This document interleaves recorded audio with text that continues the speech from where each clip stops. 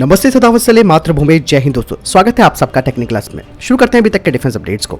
Russia के S-400 ने Ukraine के Su-27 को मार गिराया और ये एक बहुत बड़ा संदेश है पाकिस्तान के लिए। दरअसल 250 किलोमीटर रेंज वाली 48N6 मिसाइल ने 150 किलोमीटर की दूरी पर Su-27 को खत्म कर दिया।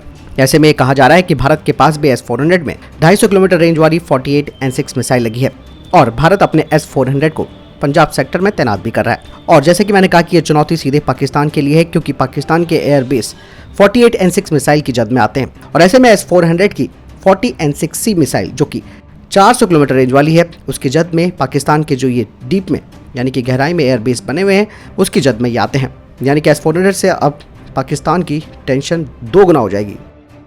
दोस्तों, इस साल के डिफेंस बजट में घरेलू उद्योगों के लिए 68% डिफेंस कैपिटल प्रोक्योरमेंट बजट रखा गया है, जिसके तहत अब ministry of defence union cabinet से बातचीत कर रही है कि वे एक स्वतंत्र हथियार टेस्टिंग और सर्टिफिकेशन एजेंसी को अप्रूवल दे, जिससे कि प्राइवेट सेक्टर की जो फर्म्स हैं उन्हें अपनी प्रणालियों की टेस्टिंग के लिए बार बार सरकार की स्वामित्व वाली जो लैबोरेटरीज हैं और टेस्टिंग रेंज है उनके लिए अप्रूवल ना लेना पड़े, क्योंकि अब ये जो प्राइवेट सेक्टर की फर्म्स है वो कई तरीके की हथियार प्रणालियों पर काम कर रही हैं।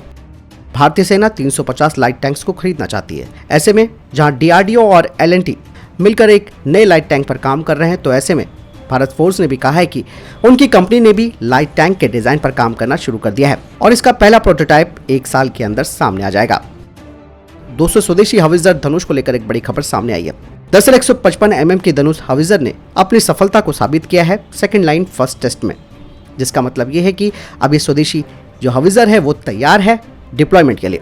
दोस्तों, आपको बता दें कि पोखरण टेस्ट रेंज से 2 धनुष गन का फायर टेस्ट किया गया था, जिसके तहत इन गन्स ने 45 राउंड फायर किए, जिसके बाद इनका रोड ट्रायल्स भी किया गया और ऐसे में अब जल्द ही 155 mm की धनुष हवित्जर पूरी तरीके से ऑपरेशनल हो जाएगी भारतीय सेना में आने वाले कुछ वर्षों में।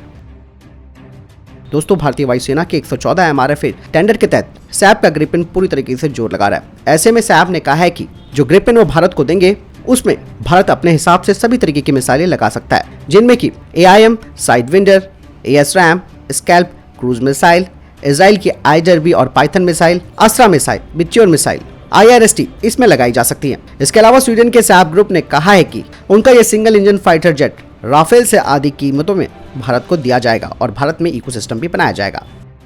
हिंदुस्तान एरोनॉटिकल लिमिटेड ने कहा कि उन्होंने 5.5 जनरेशन के AMCA प्रोग्राम पर तेजी से काम शुरू कर दिया है, जिसे कि DRDO की एरोनॉटिकल डेवलपमेंट एजेंसी के साथ मिलकर तैयार किया जा रहा है। साथ ही अधिकारियों ने कहा कि इस फाइटर जेट का पहला प्रोटोटाइप 2023 में सामने आएगा और इसकी पहली फ्लाइट 2024 में की जाएगी।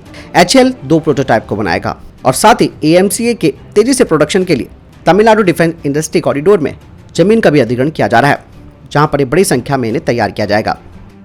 भारत की स्वदेशी कंपनी टॉनबो इमेजिंग प्राइवेट लिमिटेड ने पनडुब्बियों के लिए नेक्स्ट जनरेशन नॉन हल पेनिट्रेटिंग ऑप्ट्रॉनिक सर्च मास्ट को तैयार कर लिया है, जिसे वरुण नाम दिया गया है। बता दें कि ये एक मल्टी स्पेक्ट्रल और मल्टी अपर्चर सेंसर के साथ साथ एडवांस थर्मल कैमरे से भी लैस है।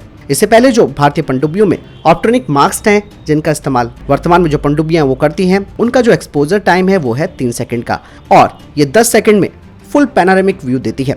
लेकिन अब नए Varun next generation optronic search mask से फुल पैनोरामिक व्यू मिलेगा मात्र 2 सेकंड में और ये फुल फ्रेम रेट के साथ 360 डिग्री की imaging real time imaging process भी करेगा। ये नहीं, इससे सटीक सूचना मिल पाएगी पनडुब्बी के ऑपरेटर को। इस मास्ट में inbuilt artificial intelligence, automatic multi targeting, recognition, threat analysis और ऑटोमेटिक फंक्शंस के अलावा ऑन बोर्ड वीडियो रिकॉर्डिंग की भी सुविधा है।